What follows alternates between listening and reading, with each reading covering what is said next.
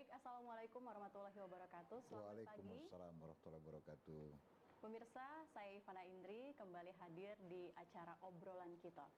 Seperti yang kita tahu, sudah terpilihnya anggota DPRD Kota Palembang untuk periode 2024 sampai dengan 2029 ya. Maka hari ini kita akan cari tahu kira-kira seperti apa persiapan untuk pelantikan, kemudian siapa di balik suksesnya kegiatan ini. Salah satunya ada Sekretariat DPRD Kota Palembang. Untuk itu kita akan sama-sama mengenal lebih dekat apa fungsi dan juga apa saja agenda-agenda yang sudah dilaksanakan ke depannya dan juga sekarang tentunya ya. Sudah hadir bersama saya di sini ada Bapak Ihsan Tosni SE-MSI selaku Sekretaris DPRD Kota Palembang. Selamat pagi Bapak. Selamat pagi. Apa kabar Pak? Sehat? Alhamdulillah sehat. Terima kasih untuk waktunya sudah menyempatkan ngobrol-ngobrol bersama teman-teman obrolan kita tentunya. Kita hari ini akan membahas tentang Sekretariat DPRD Kota Palembang, Pak. Karena sepertinya banyak yang belum tahu, Pak ya. Kalau yang lain mungkin dinas-dinas lainnya itu sudah banyak yang mengetahui. Sebetulnya apa sih tugas pokok dan fungsi dari Sekretariat DPRD Kota Palembang ini, Pak? Oh ya, terima kasih kepada seluruh kru. Yang pertama dapat saya jelaskan bahwa pada awalnya saya bertugas di sini juga bahwa di Sekretariat DPRD ini merupakan suatu organisasi yang cukup unik. Karena masyarakat belum semuanya tahu bahwa ada aparatur sipil negara yang bertugas di sini. Selama ini mereka berpendapat bahwa kalau bertugas di Sekretariat DPRD ini adalah orang-orang politik. Nah, pada kesempatan yang ini akan kami jelaskan ke seluruhnya melalui iNews TV bahwa kami adalah bagian dari pemerintah Kota Palembang yang ditugaskan oleh Bapak Wali Kota untuk melaksanakan kegiatan-kegiatan di Sekretariat DPRD Kota Palembang. Kemudian kami juga mempunyai organisasi yang cukup lengkap di sini untuk melaksanakan segala tugas-tugas yang menjadi tanggung jawab kami sesuai dengan tugas pokok dan fungsi kami. Itu dulu. Oke, baik. Jadi mungkin kalau lebih disederhanakan, apakah kedudukannya itu sama dengan dinas-dinas lainnya itu, Pak? Ya, jadi dapat kita sampaikan kalau sama ya pasti sama.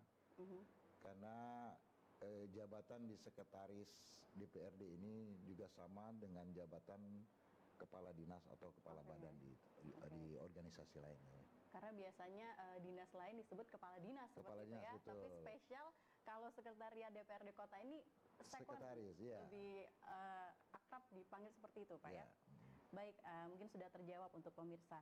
Nah, kalau kita boleh lebih dekat lagi mengenal apa saja bagian-bagian di dalam Sekretariat DPRD Kota Palembang ini? Jadi kebetulan struktur organisasi di Sekretariat DPRD Kota Palembang ini terdiri dari 4 kepala bagian.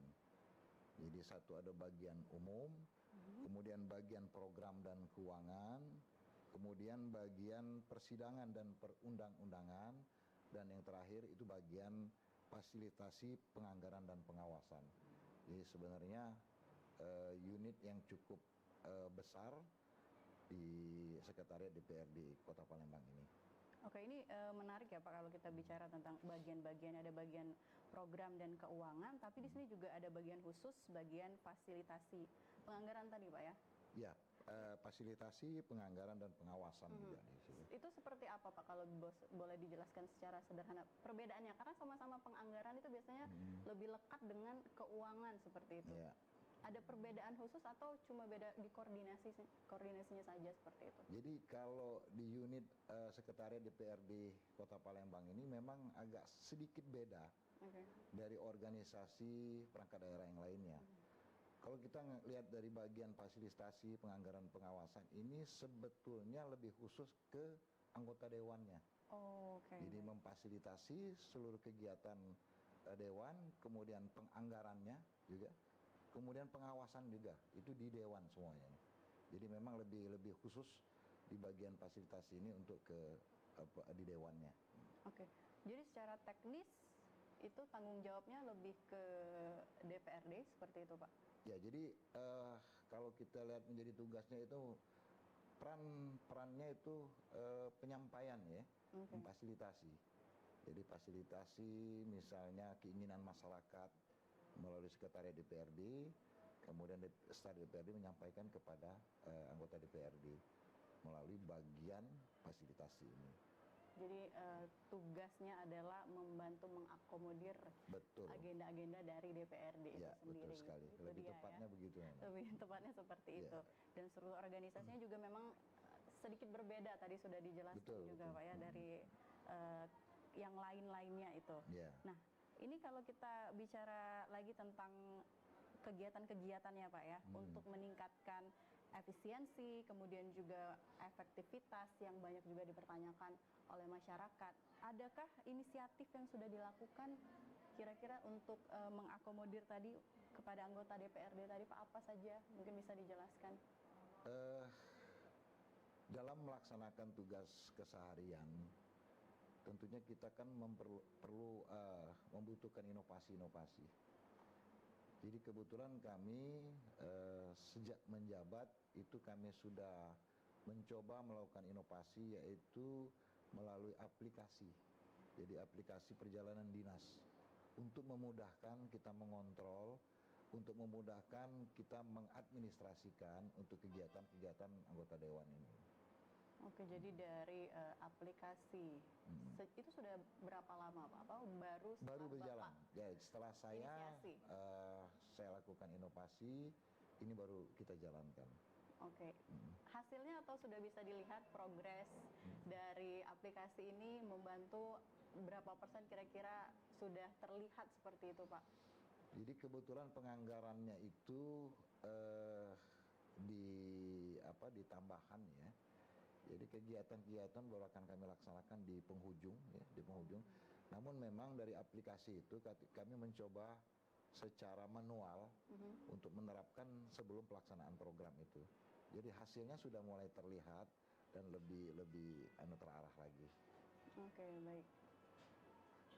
Jadi memang sudah dilaksanakan, kemudian nanti baru akan dilihat atau dievaluasi seperti itu, Pak? Iya, iya. Secara manual kita lihat dulu, kemudian pelaksanaan kegiatan aplikasi itu akan kita laksanakan.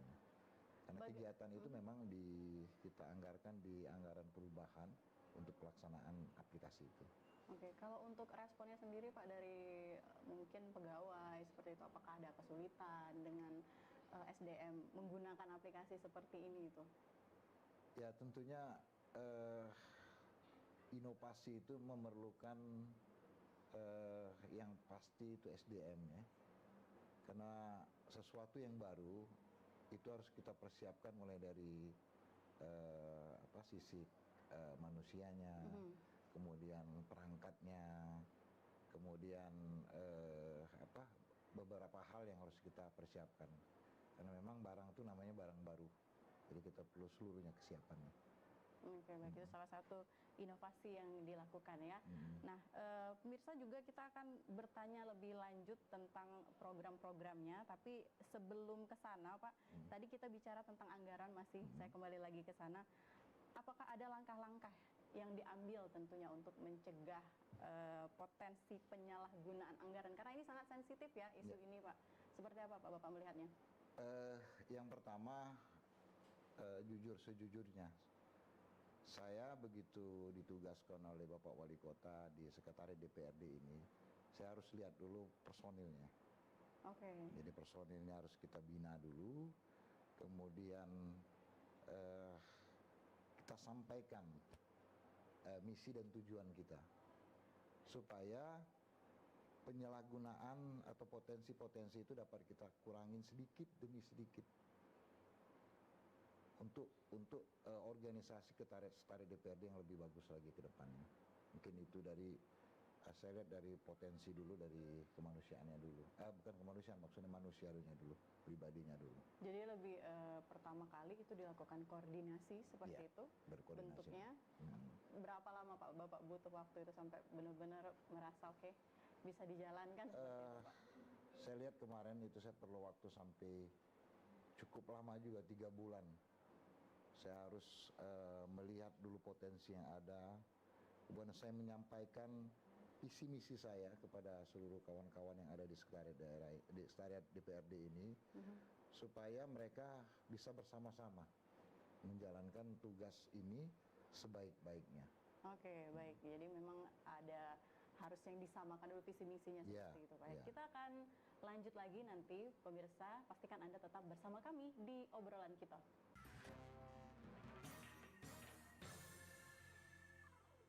Saya Abraham Silaban, Anda menyaksikan The Prime Show. Investigasi eksklusif.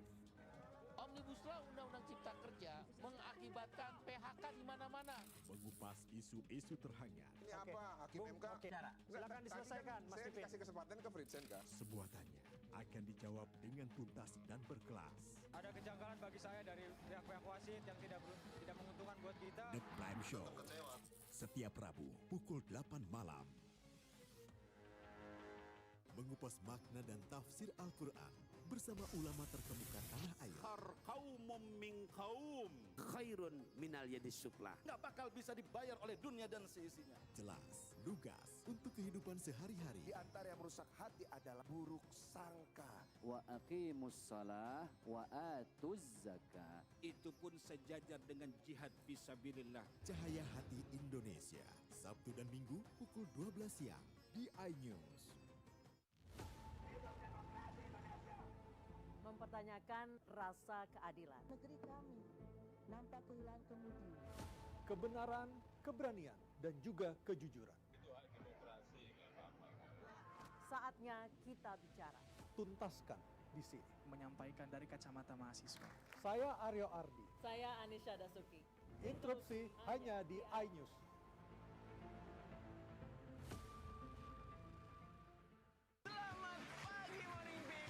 Hadir menemani pagi Anda dengan sajian informasi unik dan menarik. Jus bisa mengobati migrain. Sesuatu yang sangat enak di pagi hari. Oke, langsung kita bikin. Sangat membagongkan. Menghadirkan bintang tamu yang menginspirasi. Ada lebih dari 40 warna. Wow. Morning update ada pagi hari. Morning Update, Senin sampai Jumat pukul 7 pagi di iNews.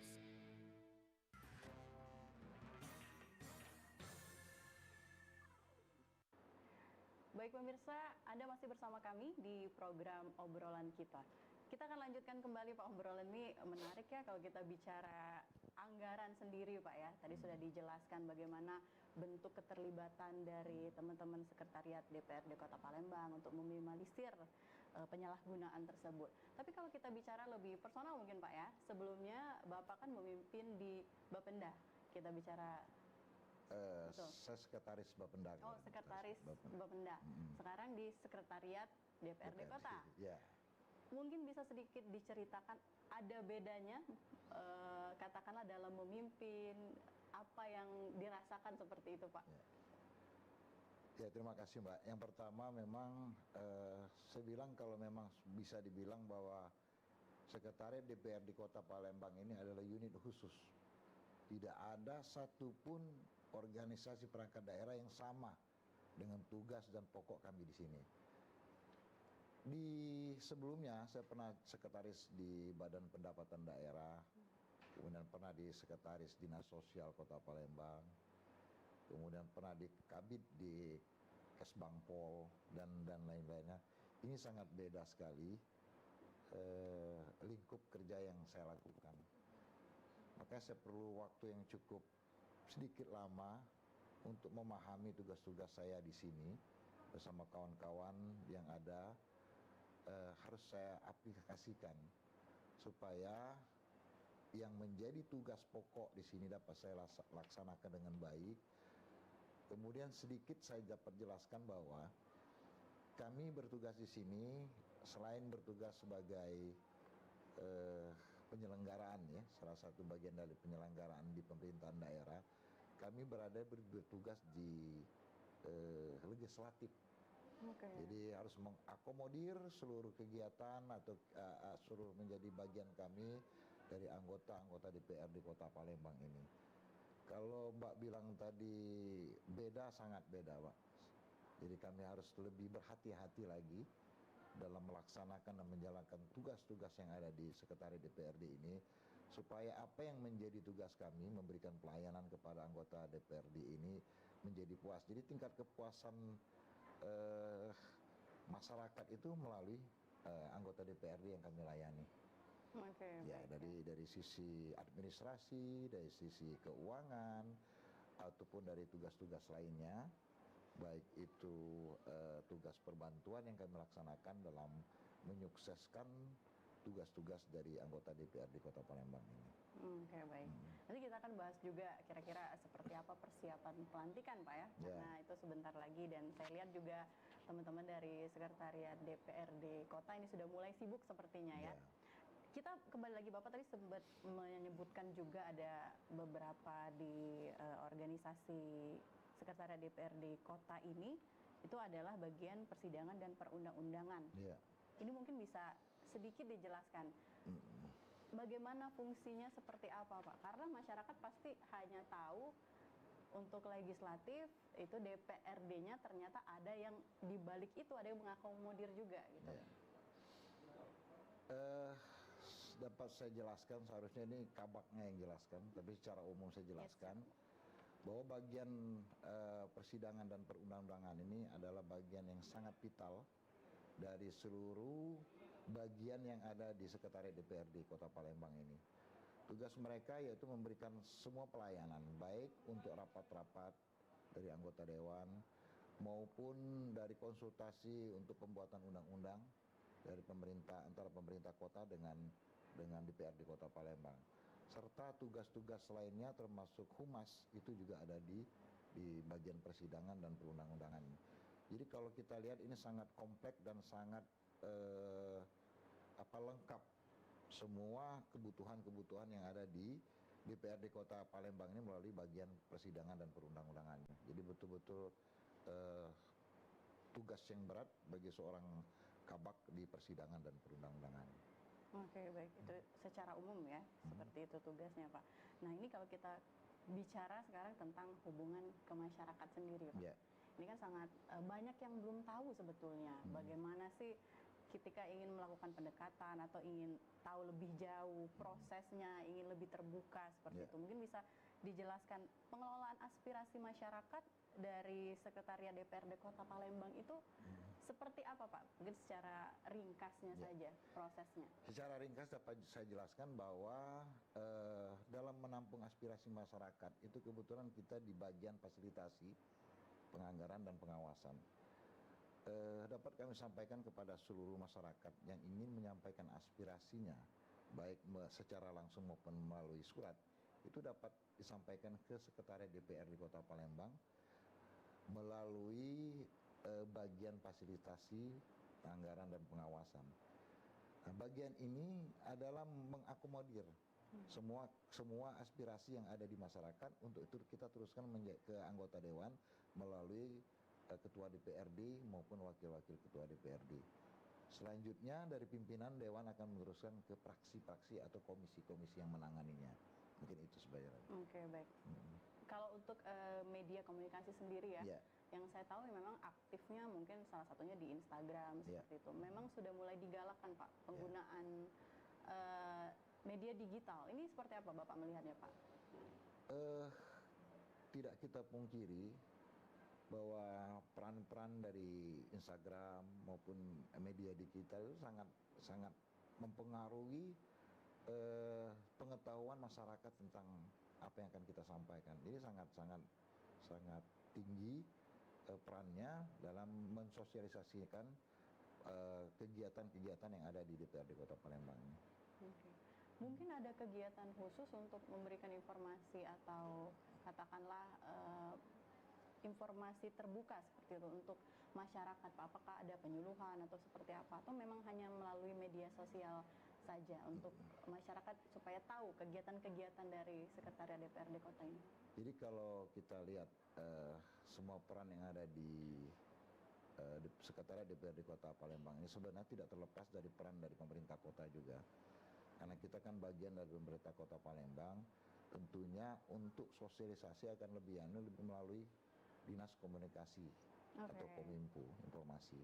Jadi itu perannya juga harus bekerja sama ya, Pak? Bekerja sama. Jadi juga di Sekretariat DPRD tidak bisa berjalan sendiri. Karena tetap juga membutuhkan dari kolaborasi dari OPD-OPD lainnya. Baik, baik. Kita masih banyak sekali pertanyaan sebetulnya ya, pemirsa. Pastikan Anda tetap bersama kami, karena setelah ini kita akan hadir kembali.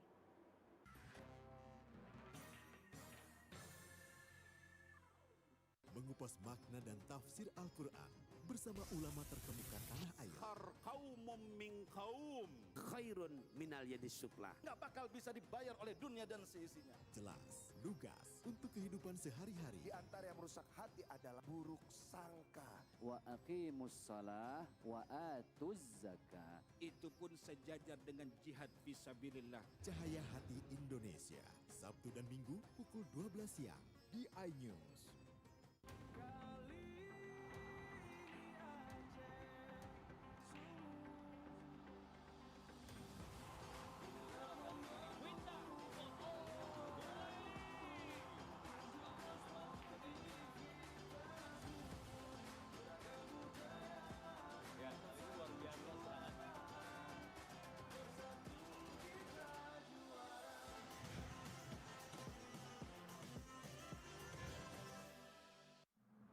Suara tak layak dibungkam.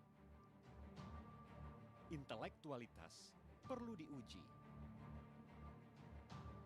Integritas butuh konsistensi demi demokrasi yang hakiki. Suarakan kejujuran demi keadilan menuju kebenaran.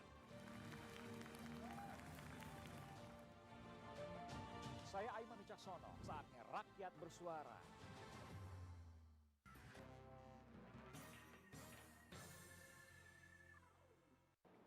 Baik pemirsa, kita berada di sesi terakhir untuk program obrolan kita. Nah, kali ini mungkin kita akan lebih tanya eksklusif Pak ya, untuk peran dan hubungan masyarakat tadi terhadap DPRD Kota Palembang. Nah, ini seperti apa kalau melihat untuk SOP penyampaian aspirasi yang baik dan benar? Ya. Karena masyarakat kadang-kadang juga belum paham seperti itu Pak ya. Seperti apa Pak? Terima kasih Mbak, jadi memang pertanyaan yang sangat baik. Jadi ini kita harus sampaikan melalui iNews TV ini kesempatan supaya masyarakat juga seluruh dapat memahami dengan tugas-tugas yang ada di sini, tugas kami yang ada di sini. Yang pertama SOP, jadi untuk menyampaikan aspirasi, silakan masyarakat itu membuat keinginannya melalui kami di Sekretariat DPRD Kota Palembang. Contoh misalnya masyarakat ingin mengaspal jalan atau cor, itu sampaikan dengan kami. Kemudian kami akan teruskan secara SOP-nya kepada pimpinan DPRD melalui Ketua DPRD. Nanti Ketua DPRD akan merekomendasikan kepada komisi-komisi yang membidangi. Jadi misalnya yang membidangi apa yang menjadi aspirasi dari masyarakat, itu diteruskan dari ketua ke komisi-komisi yang membidangi. Dan juga kami menghimbau juga kepada masyarakat, apapun yang menjadi keinginan dan keluhan atau yang menjadi aspirasi dari masyarakat, itu agar bisa langsung ke kami, bisa juga langsung bersurat dengan kami, supaya secara administrasi kita bisa sampaikan. Dan kita ingin kedepannya juga akan membuat juga posisi-posisi sehingga masyarakat mudah. Kami akan mungkin di bawah itu masih ada ruang untuk penyampaian aspirasi. Mungkin akan kami tugaskan dari bidang fasilitasi untuk bertugas di sana. Jadi kita siapkan ruangan khusus agar masyarakat bisa menyampaikan melalui tugas yang sudah kami tetapkan di sana. Oke, jadi ini juga berarti informasi untuk masyarakat karena tidak harus menunggu reses ya Pak ya? Iya. Untuk menyampaikan aspirasi. Anda juga bisa menyalurkan aspirasi itu melalui datang langsung tadi seperti tadi ya. Sudah diakomodir langsung tentunya. Nah, ini sebentar lagi akan pelantikan Pak. Oh iya. Sepertinya sudah mulai sibuk ya mempersiapkan segala sesuatunya. Boleh diceritakan atau dijelaskan seperti apa persiapannya, apa yang sudah dilakukan Pak? Jadi betul sekali Mbak, dari bawah sebentar lagi anggota DPRD yang terpilih 2024-2029 akan dilaksanakan pelantikannya pada tanggal 30 September. Dan kami sudah 1 bulan ini terus melaksanakan persiapan-persiapan. Secara administrasi kami terus berkomunikasi dengan KPU, kemudian berkomunikasi dengan pemerintah provinsi, juga berkomunikasi dengan partai-partai politik. Nah, ini menjadi tugas yang betul-betul berat buat kami, dan tentunya kami juga perlu mendapat dukungan penuh dari pemerintah Kota Palembang agar kegiatan yang kita laksanakan nantinya itu pelantikan anggota DPRD terpilih 2024-2029 dapat berjalan dengan lancar, baik dan sesuai dengan harapan kita masyarakat Kota Palembang. Mungkin dari tahapan-tahapan kami juga sudah memulai simulasi sekarang, Mbak. Jadi simulasi, kemudian nanti pada tahapan terakhir kami akan laksanakan gladi. Jadi akan kami undang seluruh anggota dewan yang terpilih untuk melaksanakan gladi resik sebelum acara pelantikan nantinya. Jadi tahapan-tahapan sudah kami laksanakan, namun nanti pada saatnya kita butuh anggota dewan yang terpilih untuk melaksanakan kegiatan gladi ini. Oke, baik. Kalau untuk lebih lanjutnya ya, mungkin ada sedikit, bisa diceritakan sedikit apakah sudah ada untuk terkait dengan teknis persiapan orientasi seperti itu, Pak? Sudah ada atau? Sudah ada. Sudah ada. Jadi memang setelah nanti pelantikan itu ada orientasi untuk seluruh anggota DPRD yang terpilih 2024-2029 yang itu akan dilaksanakan oleh BKPSDM dari provinsi. Kemudian memang sudah terjadwal, Mbak, seluruh kabupaten kota di Sumatera Selatan ini, sehingga kita sudah dapat jadwal untuk orientasi atau bintek istilahnya sebelum melaksanakan tugas itu. Jadi sudah secara teknis sudah mulai dipersiapkan, Pak ya. Bocoran sedikit, Pak, kalau bisa diceritakan persiapan menuju Pilkada Wali Kota. Ada persiapan khusus, Pak? Kalau untuk Pilkada Wali Kota mungkin kita tidak terlibat langsung di sini, karena memang kita cuma sebatas bagian dari pelaksanaan legislatif kemarin, karena persiapan-persiapannya cuma di kita di legislatif. Ikut berpartisipasi tentunya, Pak ya? Ya. Baik, terakhir Pak, target dan harapan rencana ke depannya dari Sekretariat DPRD Kota Palembang seperti apa? Jadi, makasih Mbak. Yang pertama saya ingin memang organisasi dari Sekretariat DPRD Kota Palembang ini lebih baik lagi ke depannya. Kemudian kami butuh memang nantinya personil-personil yang mumpuni untuk bertugas di sini, karena memang ini bagian dari tugas-tugas yang memang sedikit beda dari OPD-OPD yang lain, sehingga membutuhkan pengetahuan maupun kemampuan-kemampuan yang berbeda sedikit dari yang OPD yang ada di pemerintah Kota Palembang itu.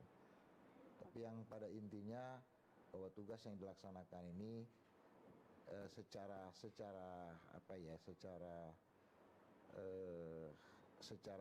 baik saja dilaksanakan, kemudian sesuai dengan aturan-aturan yang ada ya kita lakukan. Harapannya untuk masyarakat tentunya terlibat, khususnya untuk pelantikan nanti seperti apa, Pak? Ya, jadi kepada seluruh masyarakat Kota Palembang bahwa pesta demokrasi untuk pemilihan legislatif sudah selesai, dan apa yang menjadi pilihan dari Bapak Ibu masyarakat Kota Palembang semuanya, insya Allah pada tanggal 30 September nanti akan kita laksanakan pelantikannya di kantor DPRD Kota Palembang. Oleh karena itu mungkin nantinya kami akan koordinasi lagi apakah akan kita buka secara live streaming supaya masyarakat yang menjadi konstituennya bisa melihat orang-orang yang menjadi pilihan mereka secara langsung. Nanti kami koordinasikan dengan Kominfo nantinya. Baik, terima kasih Pak Santosi sudah hadir di iNews TV. Tentunya mudah-mudahan ini bisa menjadi informasi menarik ya untuk masyarakat Kota Palembang. Dan pemirsa, terima kasih juga untuk Anda yang sudah hadir di program Obrolan Kita. Saya Ivana Indri, pamit undur diri. Wassalamualaikum warahmatullahi wabarakatuh. Waalaikumsalam warahmatullahi wabarakatuh.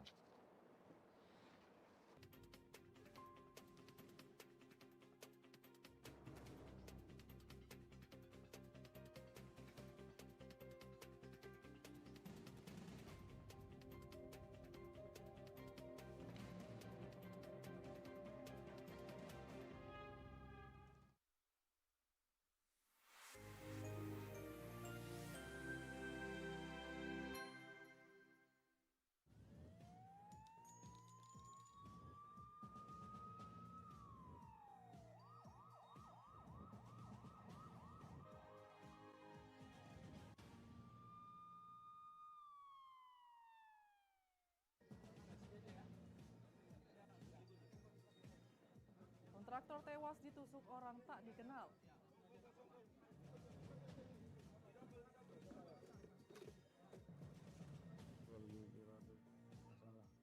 Petani di Oki Nyambi edarkan sabu.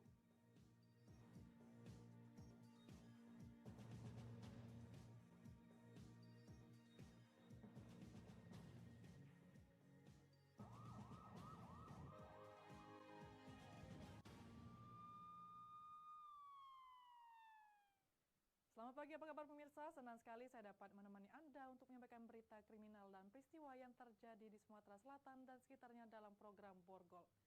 Dua sajian informasi utama tadi melalui jumpa kita pada pagi hari ini. Beragam informasi kriminal lainnya telah kami siapkan untuk Anda bersama saya Berlia Indriani. Inilah Borgol selengkapnya.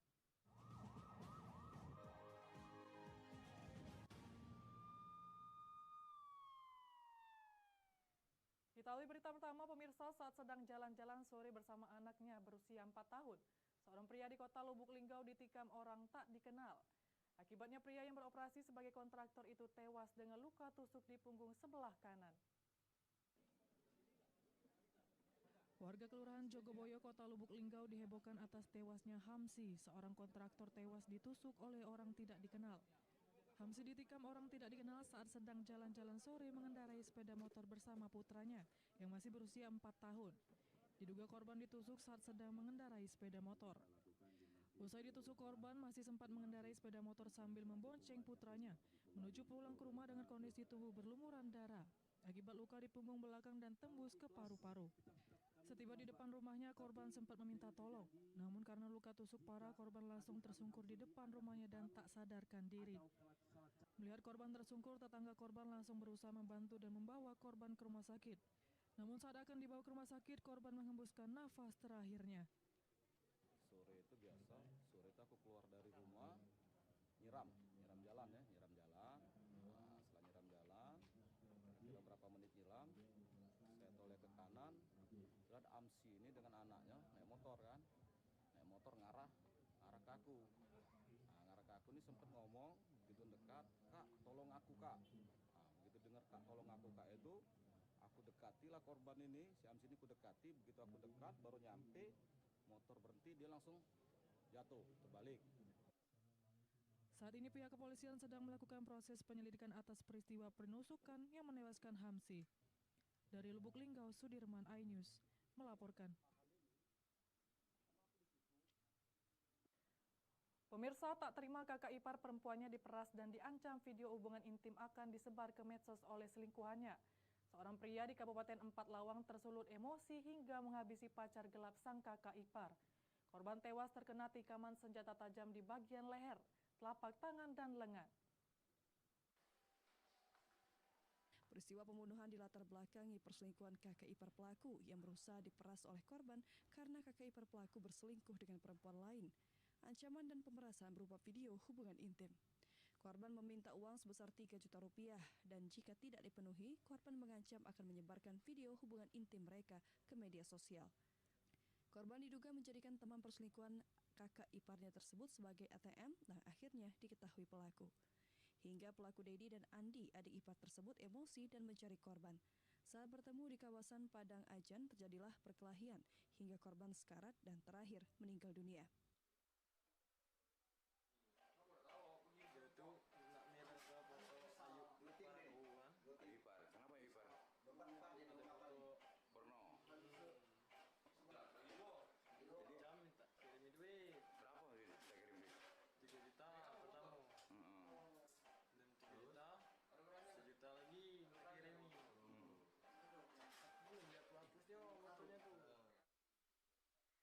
Pelaku Andi sendiri akhirnya menyerahkan diri dan kini masih dalam pemeriksaan kepolisian Polres Empat Lawang.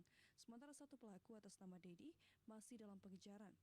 Polisi juga mengamankan satu bilah senjata tajam jenis pisau yang digunakan pelaku menghabisi korbannya. Tersangka ini bersama mertuanya mencarilah di titik kendi. Di situ terdapatlah korban yang sedang jaga. Lalu ditanyalah sama pelaku masalah uang tersebut, tapi korban tidak mengaku bukan saya, ini bukan saya. Akhirnya lari ke arah musola, itulah dipegang sama mertuanya dan ditusuk Dari Empat Lawang Amri Wijaya, iNews melaporkan. Di informasi lainnya pemirsa, pria di Kota Lubuk Linggau menghabisi nyawa rekan kerjanya karena tersinggung saat ditegur membersihkan serpian sisa produksi. Pelaku menikam korban hingga meregang nyawa. Usai melakukan penganiayaan, pelaku melarikan diri. Bayu Anggara 22 tahun meninggal dunia usai dihabisi nyawanya oleh rekan kerjanya bernama Hendra Jaya 30 tahun pada Minggu 18 Agustus kemarin. Peristiwa pembunuhan tersebut terjadi di PT Kiswa Jaya Abadi, Kota Lubuk Linggau, Sumatera Selatan di tempat keduanya bekerja. Pelaku dan korban merupakan rekan kerja. Pembunuhan tersebut dipicu oleh rasa tersinggung pelaku terhadap korban. Peristiwa ini bermula ketika korban menegur pelaku yang sedang membersihkan serpian sisa produksi hingga mengenai tubuh korban. Keduanya sempat terlibat cekcok dan perkelahian, namun rekan keduanya segera memisahkan. Rupanya pelaku menaruh dendam hingga tak berselang lama pelaku kembali menghampiri korban dan menusukkan senjata tajam ke arah dada dan paha korban. Korban sempat berusaha melarikan diri hingga keluar area tempat kerja dan ditolong warga sekitar untuk dilarikan ke rumah sakit, namun nyawanya tak tertolong. Pelaku yang sempat buron akhirnya menyerahkan diri ke aparat kepolisian dengan diantar oleh keluarga. Korban tersinggung dan menegur kepada pelaku. Selanjutnya pelaku mengalah, lari untuk menghindar, namun kembali lagi ketemu dan selalu untuk korban sempat berkata bahwa kita selesaikan pada saat kita pulang. Terjadi selisih paham dan terjadi pemukulan terhadap tersangka dan tersangka membalas dengan menusuk. Dari Lubuk Linggau, Sudirman, iNews melaporkan.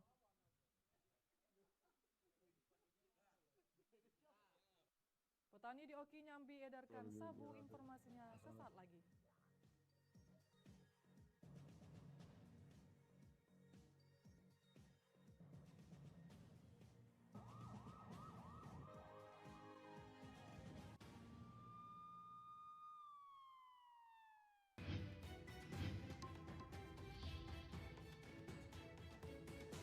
Kawal Pilkada 2024 Senin sampai Jumat pukul 12:30 siang live di iNews.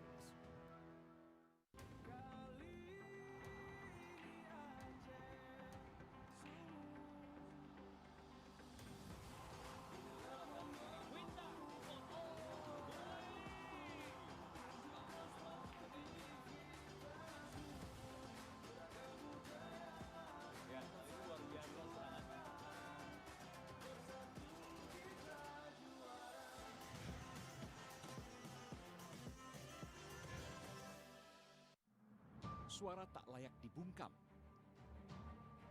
Intelektualitas perlu diuji.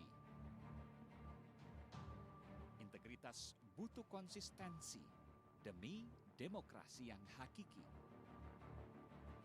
Suarakan kejujuran demi keadilan menuju kebenaran. Saya Aiman Wicaksono, saatnya rakyat bersuara.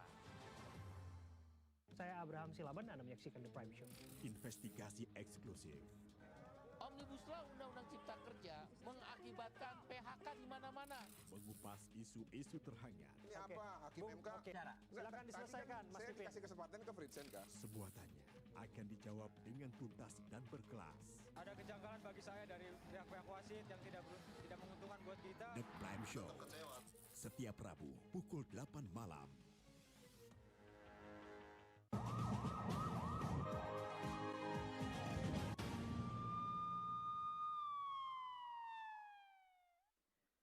Pemirsa, Anda masih bersama kami di Berita Kriminal Borgol.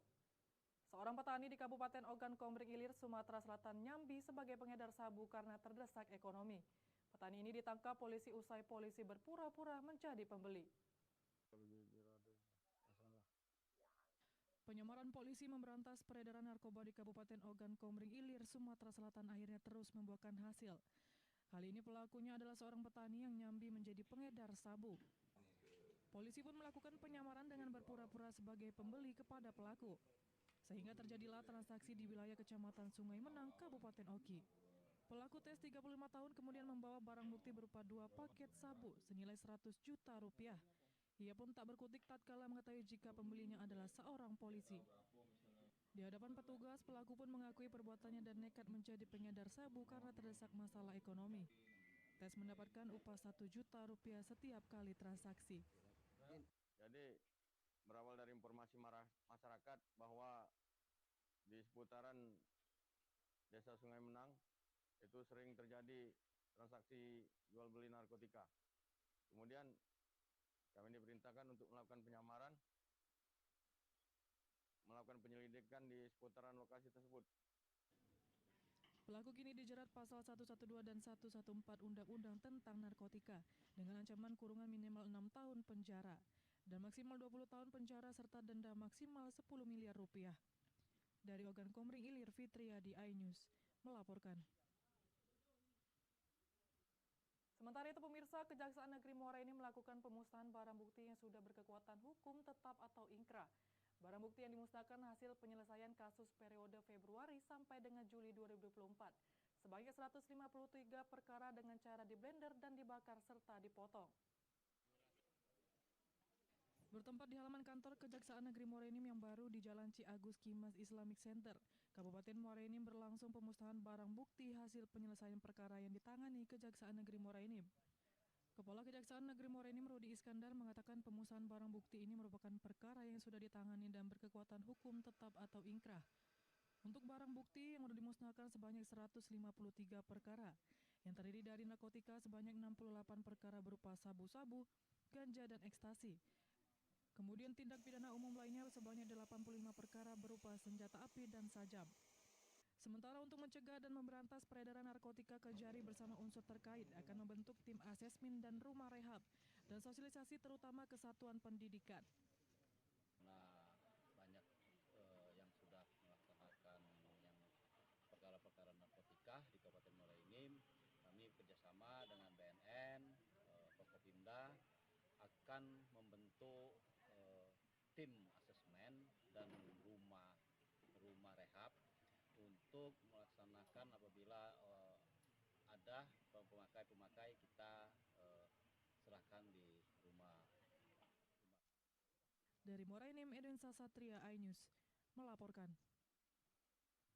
Pemirsa, polisi dari jajaran Polres Ogan Ilir, Sumatera Selatan menggagalkan peredaran sabu seberat 1 kg senilai Rp600 juta. Sabu tersebut akan diedarkan ke wilayah Kecamatan Tanjung Raja, Kabupaten Ogan Ilir. Sabu seberat 1 kg senilai Rp600 juta diamankan dan digagalkan peredarannya oleh Satres Narkoba Polres Ogan Ilir, Sumatera Selatan. Digagalkannya peredaran sabu sebanyak 1 kg itu atas informasi masyarakat jika akan ada transaksi jual beli sabu dalam jumlah besar. Barang haram itu rencananya akan diedarkan ke wilayah Kecamatan Tanjung Raja, Ogan Ilir. Namun naas saat pengedar sabu berinisial P ini akan mengantarnya kepada kurir justru tertangkap anggota polisi. Di hadapan petugas, pelaku pun mengakui perbuatannya. Sabu tersebut ia dapat dari seseorang di Kecamatan Sungai Pinang yang saat ini dalam pengejaran polisi. Tersangka pun mengaku jika ia sudah 2 kali menjadi pengedar sabu dengan upah Rp1 juta setiap kali pengantaran.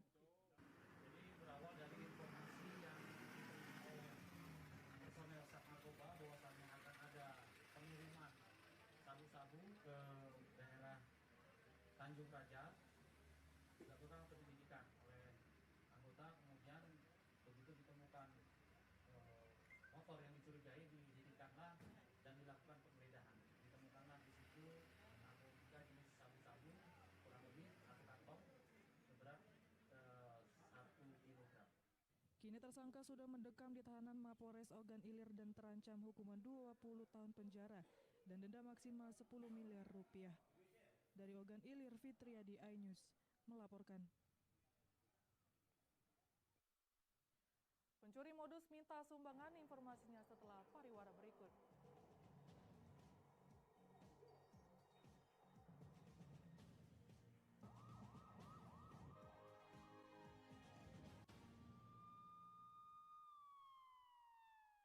Mengupas makna dan tafsir Al-Quran bersama ulama terkemuka tanah air.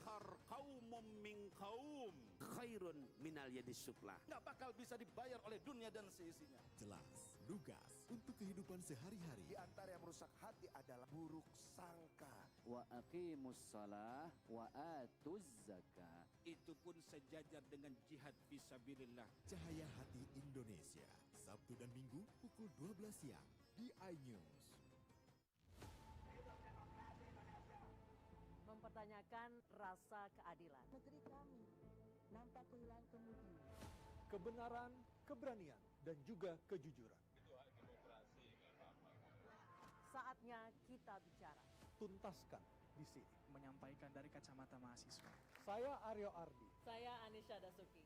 Interupsi hanya di iNews.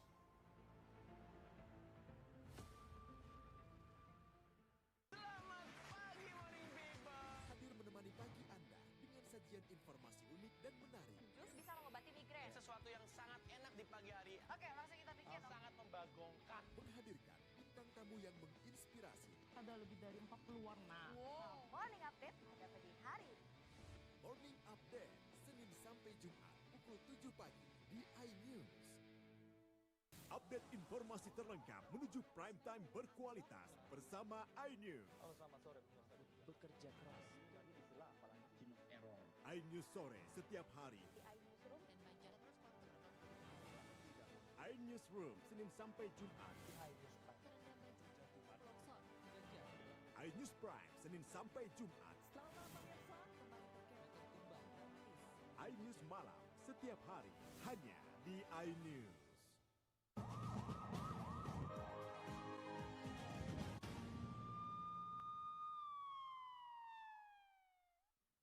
Terima kasih pemirsa, Anda masih bersama kami. Seorang remaja di Palembang, Sumatera Selatan terekam CCTV milik toko laundry saat melakukan pencurian handphone milik kasir laundry. Datang menggunakan pakaian gamis dan berpeci hingga membawa kotak sumbangan. Seorang remaja terekam kamera pengawas milik toko laundry saat melancarkan aksinya. Dalam rekaman CCTV tersebut terlihat pelaku diam-diam mengambil handphone milik toko laundry yang berada di Jalan Ahmad Yani, Kecamatan Seberang Ulu 2, Palembang. Usai berhasil mengambil handphone milik korban yang berada di meja kasir laundry, pelaku pun langsung kabur dengan santainya. Karyawan laundry ini baru mengetahui handphone miliknya hilang setelah dirinya hendak kembali ke meja kasir usai makan siang. Kejadian ini telah dilaporkan ke pihak kepolisian Seberang Ulu 2, Palembang. Karena sepi, yo tangan dia langsung ngambil HP. Dan itu dia berlari. Itu pengemis diduga itu. Iya, maksudnya kayaknya tukang minta sumbangan karena dia megang kotak. Kotak sumbangan pakai peci, pakai baju gamis hitam. Dari Palembang, Muhammad David, iNews melaporkan. Pemirsa, kesal tak mau tidur, seorang babysitter diduga melakukan kekerasan terhadap balita anak majikan yang diasuhnya dengan menggigit dan mencakar korban hingga menangis. Pelaku yang tahu terekam CCTV kabur melarikan diri. Video rekaman CCTV seorang babysitter diduga telah melakukan kekerasan terhadap seorang balita anak majikannya. Terlihat di dalam video pengasuh tersebut menggigit kaki korban hingga berteriak dan menangis. Kejadian ini terjadi Jalan Perum, Bukit Sejahtera, Blok AK 03, Ilir Barat 1, Palembang. Usai melakukan kekerasan tersebut, kini pelaku kabur. Menurut ibu sang balita, babysitter tersebut bernama Ismawati. Baru 1 bulan bekerja di rumahnya namun sering melakukan kekerasan terhadap anaknya. Saat kejadian, dirinya selalu sedang tidak ada di rumah. Saat ditanya kenapa ada lebam di kaki anaknya tersebut, pelaku menjawab digigit nyamuk. Namun baru ketahuan setelah dilihat dari CCTV, pelaku langsung kabur membawa barang-barangnya pergi. Dan di telepon handphonenya sudah tak bisa dihubungi. Baru sebulan, Mbak. Baru sebulan, dia pegawai baru sebulan. Itu juga kenalnya dari kawan mama. Jadi kemarin ini di yayasan. Katanya dia kebetulan kemarin kan aku lagi cari pegawai, Mbak. Ini 14 yayasan itu dan ini 14 hari sudah pegawai. Nah, terus kata kawan mama kalau nak pegawai di sini kebetulan dia lagi cari tempat pegawai kan. Dia langsung pegawai di sini. Dia cuma ngomong kalau ini baik ke Prabu, Jando, Risiko, Cek Makanan. Atas kejadian ini anak balitanya mengalami trauma dan tak mau ditinggal di rumah lagi. Dan kasus dugaan kekerasan menimpa orangnya tersebut sudah dilaporkan ke pihak kepolisian. Dari Palembang, Guntur, iNews melaporkan. Demikian saja berita kriminal dalam program Borgol hari ini. Semoga informasi tadi dapat memberikan manfaat bagi kita semua. Saya Berlia Indriani, selamat pagi dan sampai jumpa.